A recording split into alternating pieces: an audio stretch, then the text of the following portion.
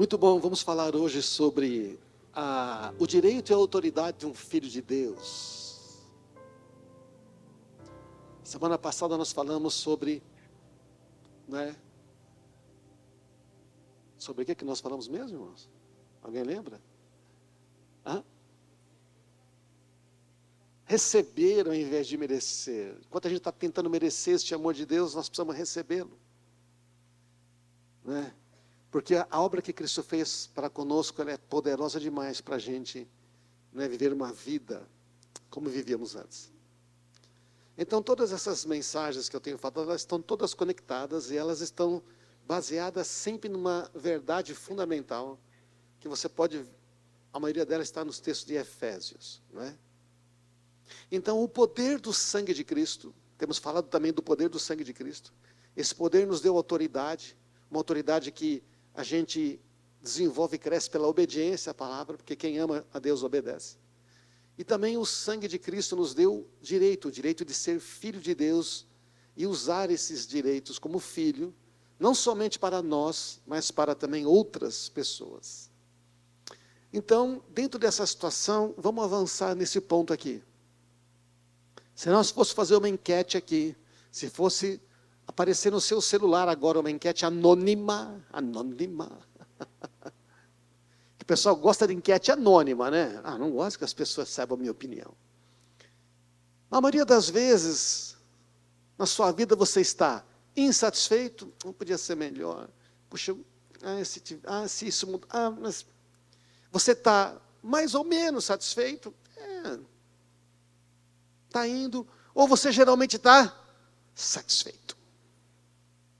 Qual botão você apertaria? Qual botão você apertaria? Todo mundo quer apertar o terceiro. Mas essa semana, como é que foi?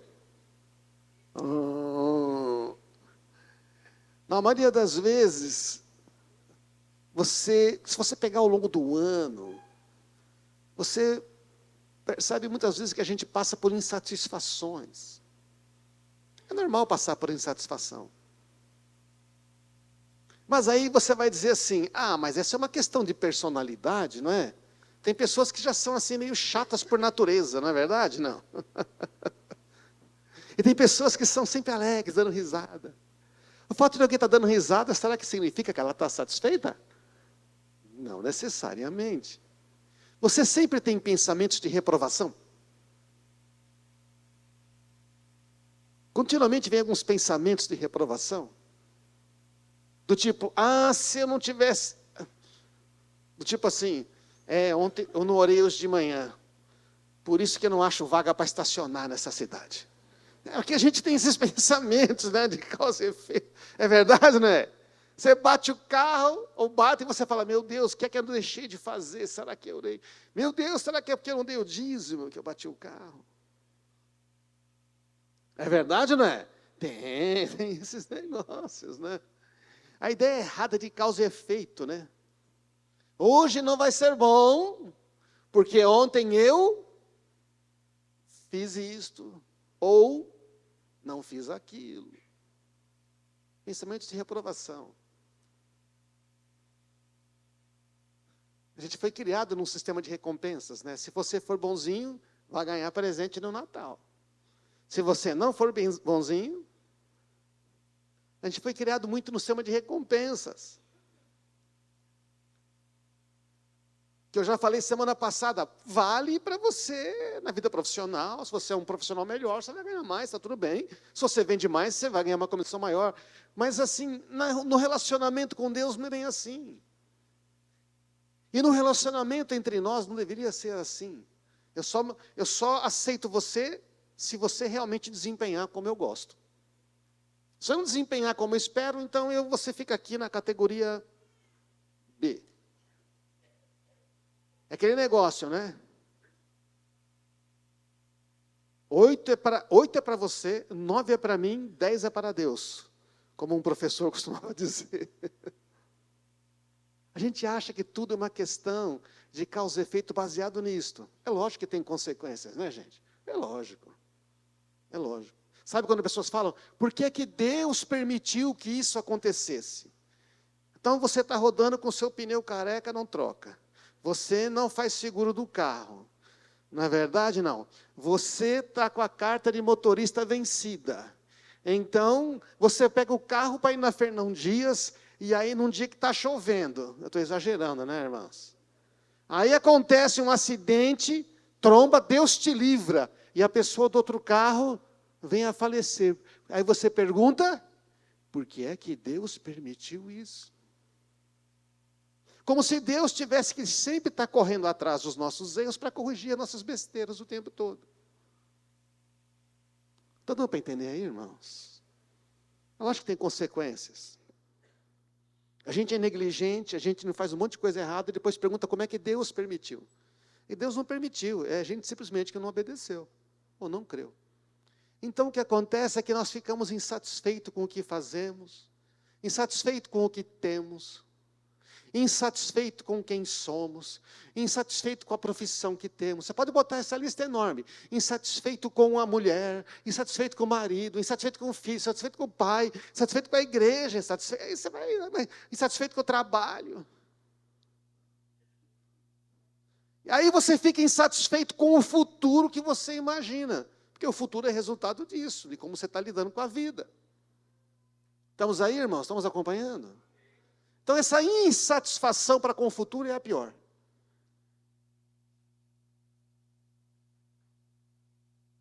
Tem tanta gente insatisfeita. Estou insatisfeito porque aconteceu isso comigo, não devia ter acontecido. Aconteceu uma injustiça comigo, não devia ter acontecido. Então, ficamos insatisfeitos. Aí ele vem dizer, não, umas pessoas são mais satisfeitas, outras não. Como falei, seria o temperamento. Seria o temperamento. Alguém assistiu aqui como chama? Divertidamente? Está lá os bonequinhos dentro da pessoa. São os temperamentos, são as tendências.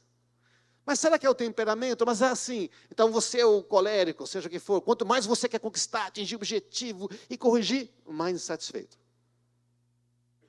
Ou então você quer agradar todo mundo, é feliz, é aquela pessoa da festa, não é verdade? Quanto mais você quer agradar a todos, todo mundo feliz, mais satisfeito. Ou então, quanto mais você quer as coisas sob controle, perfeitas, certas, porque as coisas têm que ser certas, mais insatisfeito.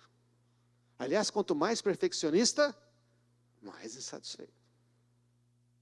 Quanto mais você quer as coisas do jeito certo, estáveis, equilibradas, saber o que vai acontecer amanhã, não ter dúvidas, mais insatisfeito.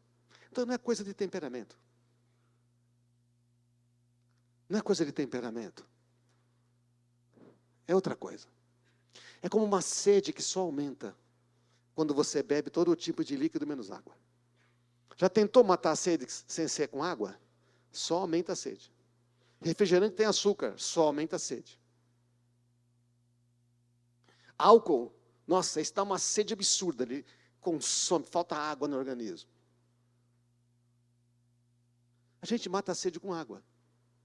Porque a água não tem açúcar, porque a água é absorvida no organismo, no estômago ainda, porque a água é necessária para o equilíbrio do sangue, você sabia isso?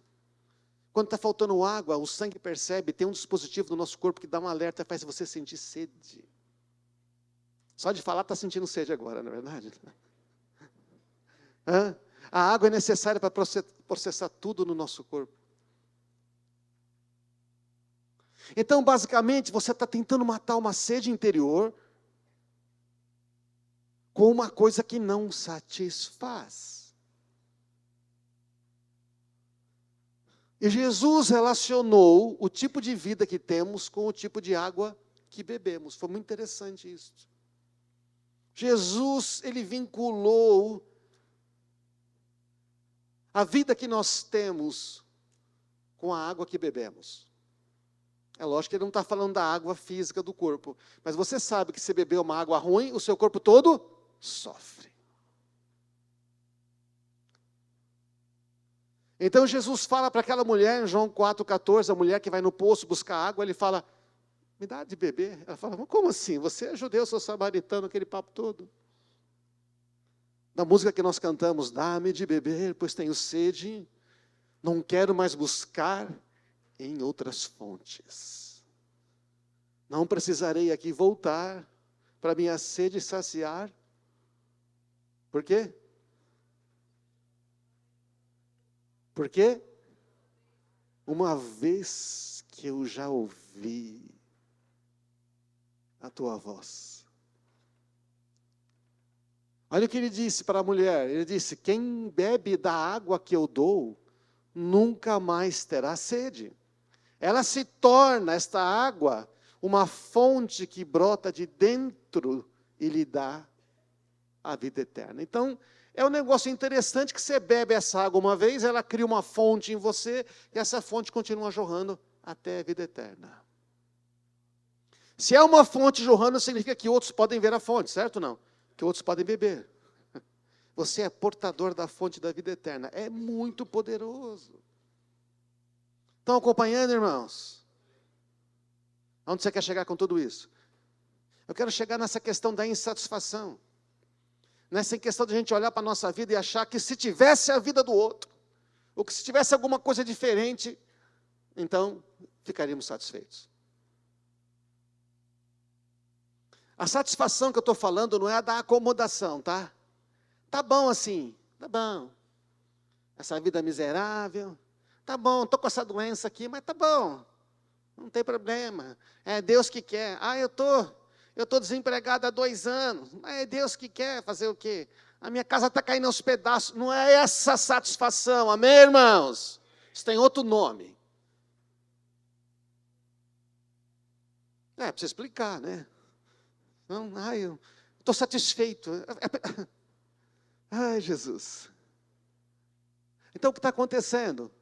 O que está acontecendo é que Jesus também disse, mais para frente, no capítulo 7, ele falou assim, quem tem sede, vem a mim e beba. Quem tem?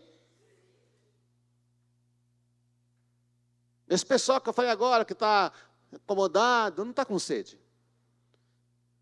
Se quiser dar água para ele, você vai ter que levar um copo para ele. Ele vai olhar e perguntar, mas é mineral? Quem tem sede, vem e bebe, vem e beba, pois as Escrituras declaram, rios de águas vivas fluirão, brotarão do interior de quem crer em mim. Mas o que é que significa isso? O que é que Jesus quer dizer quando ele fala de água? E João vai explicar, presta atenção, está explicado, está escrito no verso 39. Quando ele falou de água viva, estava se referindo ao Espírito. Ele estava se referindo ao quê? Ao Espírito Santo. Você sabia disso? Nunca mais esquecem. A fonte é esse Espírito Santo. Quem crê nele não recebe o Espírito Santo é a fonte. Quem crer em mim, vai ter um rio de água viva. Ou seja, é aquela água que você bebe e vira um rio, que na verdade é uma fonte. É a fonte que gera um rio. Quando ele falou água viva, ele estava se referindo ao Espírito que seria dado mais tarde a todos que nele crescem. Por que mais tarde? Porque quando João está escrevendo, Jesus está vivo. Ele só pôde enviar o Espírito quando ele subiu aos céus, depois de morrer e ressuscitar. Porque não era possível a gente receber o Espírito Santo sem que ele tivesse morrido e ressuscitado, para nos dar uma nova vida. Então, João está explicando, naquela ocasião o Espírito ainda não tinha sido dado, pois Jesus ainda não havia sido glorificado. Está claro, irmãos? Então existe uma dimensão, um poder que está acessível para nós, um outro tipo de água.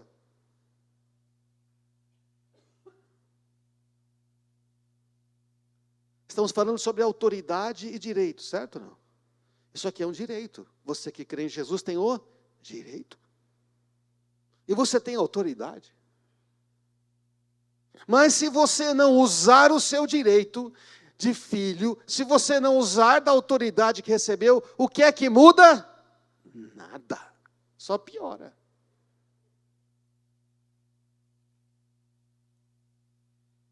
O pessoal reclama muito que Deus não faz as coisas.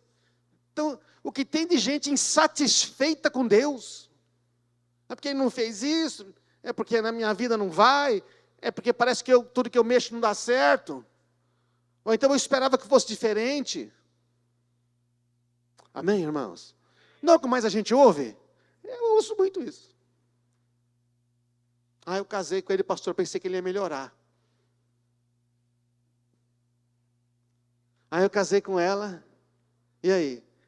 Rapaz, ela é igualzinha aí você fala que é igualzinha à mãe dela, aí acabou o casamento. Você já ouviu assim, quando você ouve um marido falar para a mulher falar para o marido, você é igualzinho ao seu pai, ela está elogiando ele? Ai, Jesus!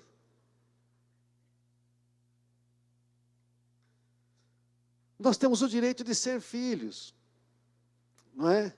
Romanos 8:9 diz o quê? Vocês não são controlados pela natureza humana, carne, mas pelo Espírito, se de fato o Espírito de Deus habita em vocês. Quer dizer que se você não tem o Espírito Santo habitando em você, você não vai fazer algo diferente. E se alguém não tem o Espírito de Cristo, não pertence a Ele. Não tem como dizer que é de Jesus, mas não tem o Espírito Santo.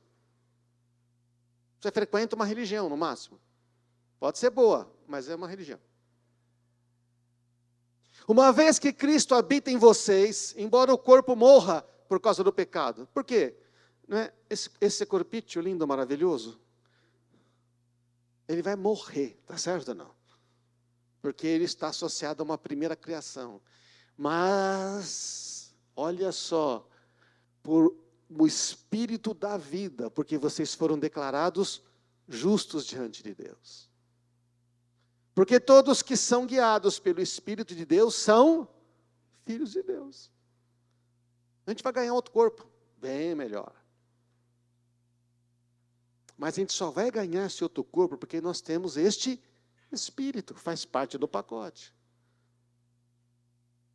Então, irmãos, veja, se o Espírito de Deus está em você, você é dele e você é guiado por ele.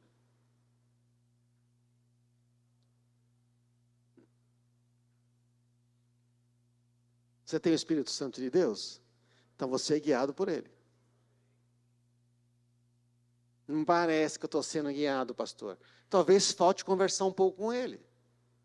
Talvez falte obedecer a ele. Em vez de fazer o que você acha o tempo todo, porque não obedece a ele. Faz a vontade dele, você pode. Aí o texto diz também, em Romanos 8, mais para frente. Estamos falando do quê? Estamos falando de uma vida que tem o direito de ser filho de Deus, de uma vida que não tem mais sede, certo ou não? De uma vida que está satisfeita. Pois vocês não receberam um espírito que os torne de novo escravos medrosos. Graças a Deus, hein, irmãos? Mas vocês receberam o Espírito de Deus que os adotou como seus próprios filhos. E agora chamamos Deus do quê? Papa. Papai. Pois o seu Espírito, o Santo, confirma com o nosso Espírito, o que nasceu de novo em Cristo, que nós somos filhos de Deus. Como é que eu sinto que eu sou filho de Deus? Bom, sentimentos seguem a fé, o que você crê, o que está no coração. Dentro do seu coração, você vai ter aquela convicção de que você é filho de Deus. A religião diz que ora você é filho e depois você não é filho. Ora você é filho e depois você não é filho. Você faz direito, você é filho. Você não faz direito, você não é filho. E filho não filho, filho não filho, filho não filho. Acende e apaga. É ridículo, né? A questão é que você pode ser filho e viver que nem os filhos de Lucas 15, sabe? O pai que tinha 2 filhos. Um que queria viver a vida dele. Pegou a grana para torrar com o que queria. E o outro que trabalhava que nem um escravo para provar que merecia. E o pai fala, mas vocês são meus filhos. Deus está dizendo para você, você é minha filha. Você é meu filho. Amém, irmãos? A gente entende, mas crer é mais complicado. Eu tenho certeza que você entende tudo que eu estou falando. Eu estou perguntando se você realmente acredita. Porque se você não acredita de verdade, sua vida fica igual. É a fé que muda as coisas. Não é apenas você saber algo sobre. Se somos seus filhos, então nós somos seus herdeiros. É óbvio ou não é? Até aqui no mundo humano, se você é filho, seu filho vai herdar todos os seus milhões de dólares. E, portanto, co-herdeiros com Cristo. Se de fato participamos do seu sofrimento, participaremos da sua glória. Ah, tem que sofrer, pastor. Tem que sofrer para pegar essa herança aí. Que sofrimento que é esse? Não é o sofrimento do seu pecado. Porque quem é que sofreu pelos nossos pecados? Ué, se ele pagou pelos pecados, não temos que pagar. Esse sofrimento é você sofrer injustamente por amor a Ele, por obedecer a Ele, por querer viver como Ele viveu. Amém? Este é o tipo de sofrimento, que é chamado de cruz. Qual que é a nossa cruz? Cara, eu vou fazer a vontade de Deus, não a minha. Eu queria mesmo acabar com a raça do cara, mas eu vou perdoar, ainda vou mandar um presentinho. Amém, irmãos? Esse tipo de sofrimento que ele fala, de renunciar a si mesmo. Não é? É o que Jesus falou lá no Sermão do Monte. Quando vocês forem julgados, difamados, injuriados por causa do meu nome, fiquem felizes. Quando Pedro disse sofrerem, que não seja por matar e roubar, causar confusão, intrometer-se em assuntos alheios. Sofra por ser cristão. Então, irmãos, nós chegamos aqui nesse ponto de Efésios 3,18. Ainda que eu seja o menos digno de todo o povo santo. É Paulo falando isso. Paulo se considera o menos digno. Porque ele perseguiu cristãos, matou cristãos. Paulo fala de todo mundo aqui. Eu é que não deveria estar aqui. Mas o Paulo se tornou o maior dos apóstolos. É o que deixou mais escritos para nós. Mas eu recebi pela graça o privilégio de falar aos gentios, aos não-judeus, somos nós, sobre os tesouros infindáveis. Diga, tesouros infindáveis, que estão disponíveis para nós em Cristo. Por meio da fé em Cristo, agora nós com ousadia e confiança, tem que levantar da cadeira, tem que olhar para a frente, tem que dizer, eu reconheço que o sacrifício de Cristo me deu a posição que eu estou agora e não foram as minhas obras. Eu vou entrar na presença de Deus, eu vou falar o que preciso falar. Chega da mentalidade medíocre. Por meio da fé, agora nós com ousadia e confiança, temos acesso à presença de Deus. Temos acesso à presença de Deus. Aí a gente faz aquelas orações incrédulas. Senhor, que Tu possas abençoar e tirar esta dor do meu irmão, que Tu possas. É o pai do menino, que endemoniado, um demônio joga ele no fogo, na água, os discípulos não conseguem expulsar. E quando Jesus vai lá e pergunta, o que o pai diz? Se tu podes alguma coisa, qual é a resposta de Jesus? Se tu podes, você está brincando. Tudo, o que ele respondeu? Tudo é possível àquele que crê. Então, creia que casamento pode restaurar, creia que relacionamento pode ficar melhor do que antes, creia que a sua vida pode prosperar, creia que você tem um chamado, creia, amém? Mas tem que ser, agora, Jesus muda a minha vida, ele fala, já arrependeu? Que precisa de arrependimento, você sabe, né? Não dá para esperar que Jesus mude a sua vida, com você querendo viver a mesma vida de antes. Aí o pessoal vai, melhora com Jesus, prospera, sai da miséria, volta a praticar as mesmas coisas, que ele cai tudo de novo. E Deus é tão bom que Ele levanta de novo.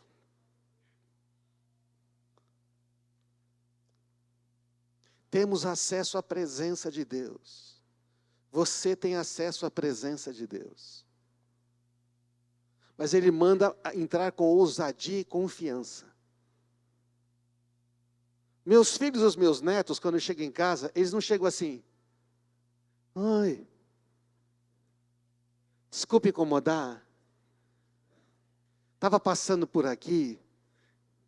Será que eu posso ficar só um pouquinho, não queria incomodar, um copinho d'água. Você acha que eles fazem assim, não? Faz assim? Primeiro que alguns deles têm a chave. Quando você vê, ele está na sala já. Lá em casa é assim, quando vai ver, botou o carro na garagem, que tem o controle, abriu a porta, já, aí chega, pega, começa a montar os brinquedos, bota ali para assistir joguinho, jogo de futebol, e quando vai ver, o outro está comendo chocolate na cozinha, né? O outro está destruindo tudo que existe na geladeira. É assim. Ousadia e confiança. É aqui a casa do meu pai. Tudo que ele tem aqui é meu.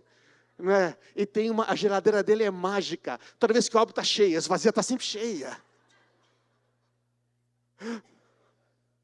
Aí tem gente que casa e diz que a geladeira não funciona. Não, minha mãe estava sempre cheia, ela está sempre vazia.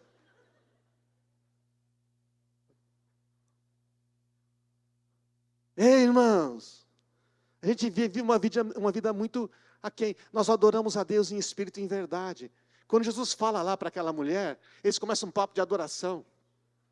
E Jesus fala o seguinte: não, vai chegar o tempo, já chegou. Não se trata de ir num lugar.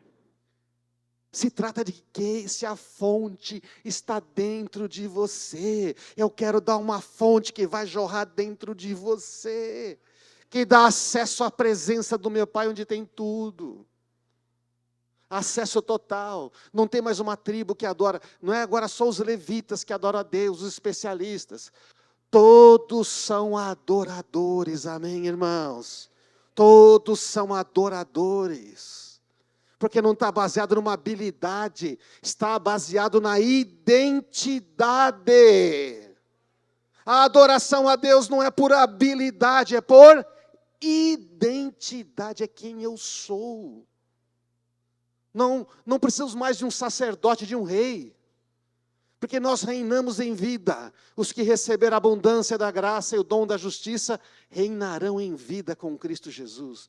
Não precisamos mais de um sacerdote. O que é o sacerdote? Você chega lá, fala com o sacerdote apresenta a casa a Deus, Deus responde ao sacerdote, o sacerdote fala para você.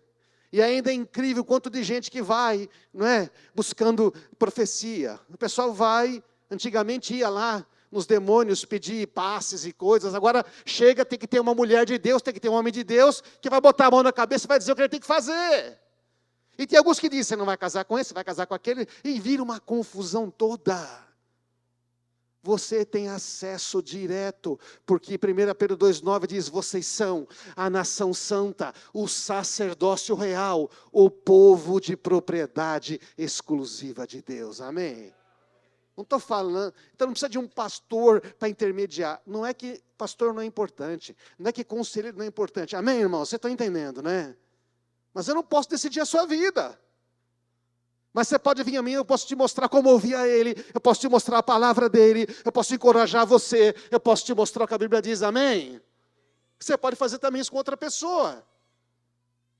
Mas eu não posso dizer para você e dar as ordens para a sua vida. Então, irmãos, você não precisa de um guru para falar com Deus. Não tem intermediador, você tem o Espírito Santo. Nós temos Ele, nós somos o templo.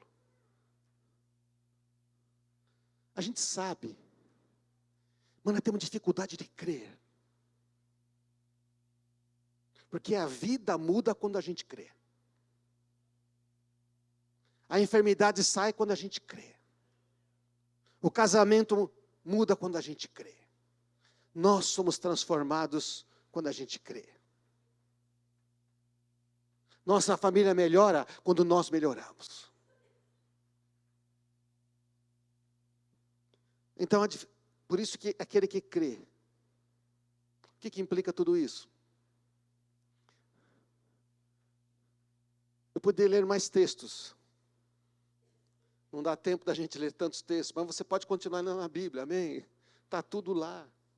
Lê Efésios para você ver, lê Romanos. Você foi feito digno, justo e amável por meio de Cristo Jesus. Efésios 1 vai dizer que a gente foi justificado. Só os justos têm direito às bênçãos de Deus, diz o Antigo Testamento. Está certo, mas nós somos feitos justos mediante o sangue de Cristo, amém?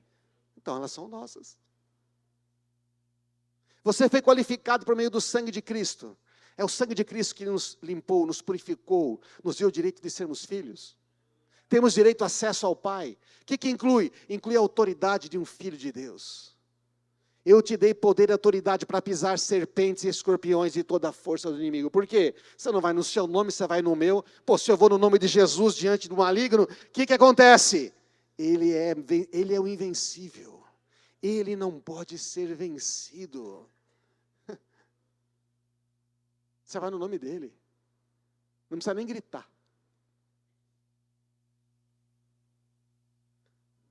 A presença dele que está em você. As coisas fogem. A herança de filho, tudo que você precisa. A herança nossa é maior na eternidade, é incomparável. Mas aqui já podemos experimentar algumas coisas que são daqui. Ser guiado pelo Espírito Santo nas decisões do dia a dia. Isto está na herança, amém, irmãos? E tantas outras coisas.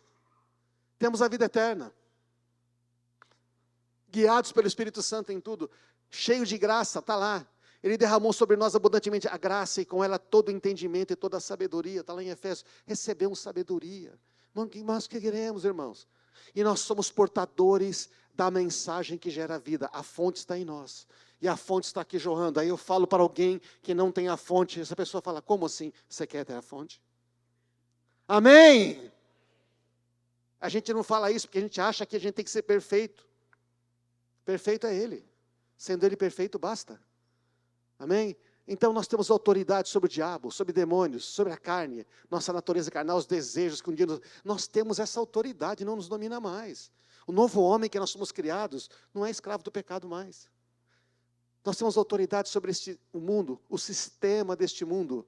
Nós temos direito da herança, às promessas. Temos direito à presença de Deus. Todas as vitórias de Cristo são nossas. Temos direito ao Espírito Santo. Eu estou falando da água que Ele nos deu para beber, beleza? Essa água mata a sede. Essa água é a água que jorra. É lógico que se você tem autoridades e direitos, implica em responsabilidades, não é isso não? Que no filme do Homem-Aranha, né? O tio disse para o Homem-Aranha, para quem já assistiu, com grandes poderes vem grandes responsabilidades. É verdade. O Senhor fala para você, ei, eu te dei tudo isto. Não guarda só para você. De graça você recebeu, de graça você entrega. Quanto mais você entregar, mais eu posso te dar. Quanto mais você oferecer, mais eu posso despejar. Porque deste lado não tem limites. Amém? É aquela caixa d'água de 200 quaquilhões de litros, que ainda é pequeno, de graça. E aqui embaixo tem uma torneirinha em cada coração. Se você não abrir a torneira, não sai. Mas se abrir, vai sair. E quanto mais você sai, aí Deus vai lá no céu e fala, rapaz, aumenta a bitola do cano, porque aqui ele está gastando mais água. Não é que nem aqui que o pessoal vai lá e vai multar você. Lá na eternidade, se você usar mais água, você ganha um prêmio. Você ganha uma ampliação na tubulação. Ele fala, nós vamos trocar essa torneira aqui por uma daquelas de hidrante, sabe? Aquela que você faz assim, ó. Amém, irmãos? Mas você tem que abrir a torneirinha.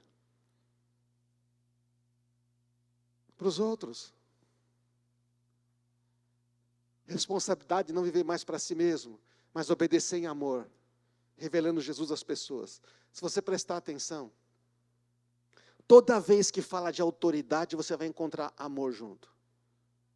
E obediência. Porque quem ama, obedece, certo? Quem tem os meus mandamentos obedece, esse é o que me ama. Toda vez que você for encontrar a questão de filho, direito de filho, herança, vai encontrar o amor. O amor de Deus, a graça de Deus. Nada é desconectado do amor de Deus. Você não está, pelo amor de Deus, mas é de Deus, porque Deus é amor. Temos vitória sobre este mundo. O sistema desse mundo não nos domina mais. Vencemos esse mundo pela fé em Cristo. A gente não vence esse mundo pela competência, pela força, pela inteligência. A gente vence pela fé. Olha esse texto, todo aquele que crê que Cristo é nascido de Deus. Quantos crê que é nascido de Deus? Jesus, maravilha, olha só o que é nosso, se você crê. E todo aquele que ama o Pai, ama os filhos dele. Mas tem que amar os irmãos. Consequência natural de você amar a Deus. Os meus filhos se amam. Eles se desentendem várias vezes, mas eles se amam. Mexe com um deles que os outros vão dizer, não, aqui não, isso aqui é meu irmão, minha irmã, não mexe aqui. Amém, irmãos? Então, sabemos que amamos os filhos de Deus se amamos a Deus e obedecemos os seus mandamentos. Que esse negócio que ama a Deus, não obedece a Deus, não existe, gente. Não existe. E o mandamento dele não é difícil. Qual é o mandamento dele? Ame o seu próximo como ama você. Pois todo aquele que é nascido de Deus, que é filho de Deus, vence este mundo. Olha que declaração. Todo aquele que é nascido de Deus, vence este mundo. E obtemos a vitória pela fé. Quem vence a batalha contra o mundo? Somente quem crê que Jesus é o Filho de Deus. Qual é o sistema deste mundo? É o sistema que diz que você não merece, que você não é bom o suficiente, que você não tem direito, que você não chega lá, que você é a soma dos seus erros. Que se você não entrar no esquema, não vai. Olha, veja o sistema de governo do país. São sempre os competentes que são nomeados? Não.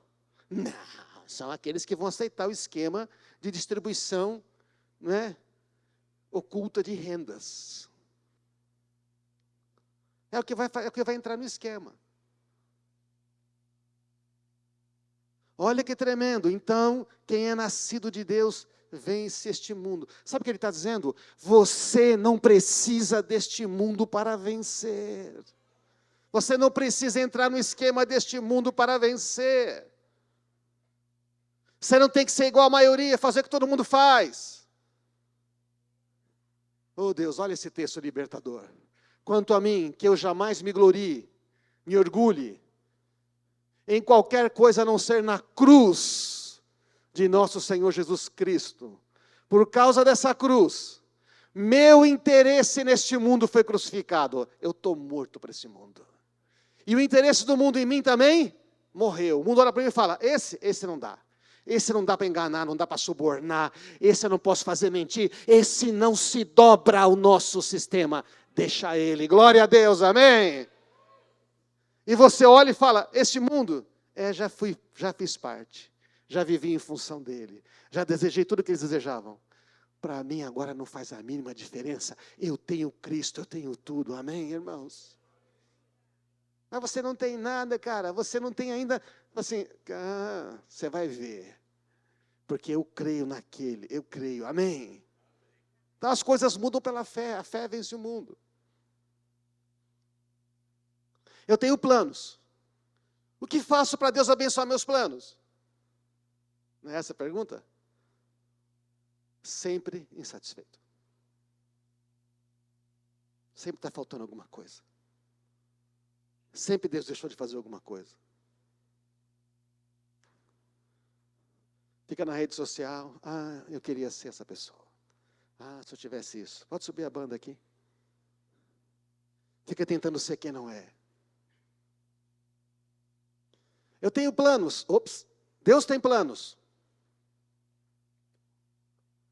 Eu é que sei os planos que tenho para você. Planos de bem e não de mal. Todo mundo conhece esse texto. É maravilhoso. Citamos esse texto. A gente só não acredita nele. Porque se acreditasse, não ficaria tão insatisfeito. Saberia que vai dar certo. Amém? Saberia que Deus tem algo melhor. Deus tem planos. O que faço para conhecer esses planos e cooperar com Deus? Sempre vitorioso e satisfeito. Como é que você pode ficar satisfeito com tudo errado? Porque eu sei que todas as coisas cooperam para o bem daqueles que amam a Deus.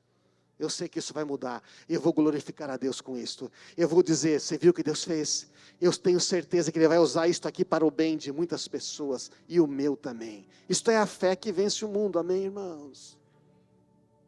Senão a gente vai ver sempre A gente vai vir sempre na igreja com o pires na mão, para buscar uma bênção, ver se Deus dá uma palavra, ver se Deus está fazendo o que eu quero. Mas para. Sabe, irmãos, quando a gente não está satisfeito, e como é que esses planos são revelados? Deus nos revela tudo pelo seu Espírito. Lembra do Espírito Santo? A fonte? É isso que as Escrituras dizem. Olho nenhum viu, ouvido nenhum ouviu, mente nenhuma imaginou as coisas maravilhosas, fantásticas, que Deus preparou para aqueles que o amam. Aí o pessoal para de ler aí. Ninguém sabe, né? Mentira, lê outro verso. Mas foi a nós que Deus revelou estas coisas. Por quê? Porque nós temos o Espírito Santo dele habitando em nós. Amém, irmãos?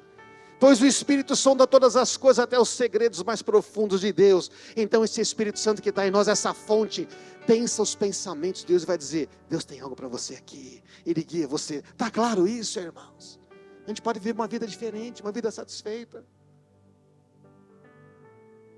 O resumo desta mensagem é isto: quem não aceita o meu amor, vive uma vida de insatisfação.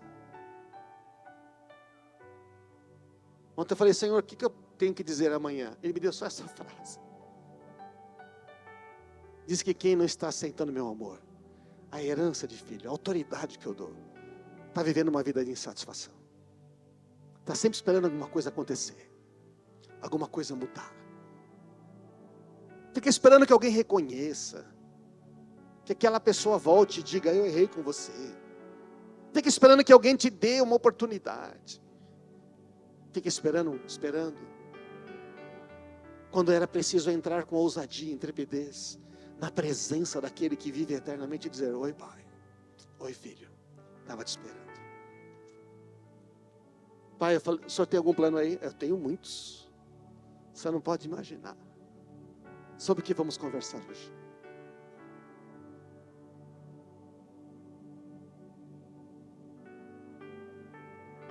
Quando a gente realmente não crê neste amor, irmãos, a insatisfação é recorrente. Aqueles pensamentos, sabe, de condenação, são recorrentes.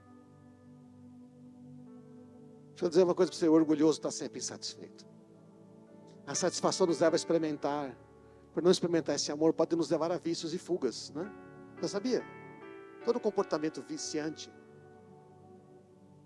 está arraigado numa insatisfação, na falta de alguma coisa. Você quer preencher uma sede, mas não mata a sede. Jogos de azar, gastar dinheiro, comprar, drogas, álcool, pornografia, sexo, assistir TV, telas, redes sociais, fica o tempo todo olhando, videogame, jogos. Quer dizer, quem joga videogame está insatisfeito? Não, quem joga de vez em quando, isso que é até bom para... Mas é diferente quando você precisa assistir, precisa jogar, precisa ver. Comida, precisa comer demais. Trabalho, tem gente viciada em comida, viciada em trabalho, viciada em sempre ganhar mais, viciada em diversão. Precisa estar sempre se divertindo, sempre curtindo. Diversão é bom, dinheiro também é bom. Algumas coisas aí não são boas, só são ruins. O que é isso, gente? Eu quero matar uma sede que eu não estou conseguindo matar. Comportamento, assim, é isso. Namoro, pessoa. Tem tantas coisas, eu fiz uma lista pequena. O resumo é que nós temos uma outra vida a ser vivida. Há uma vida a ser vivida. E há uma vida a ser transmitida a outros. Amém, irmãos? Essa vida foi dada de graça a nós. A fonte está em todo aquele que quer.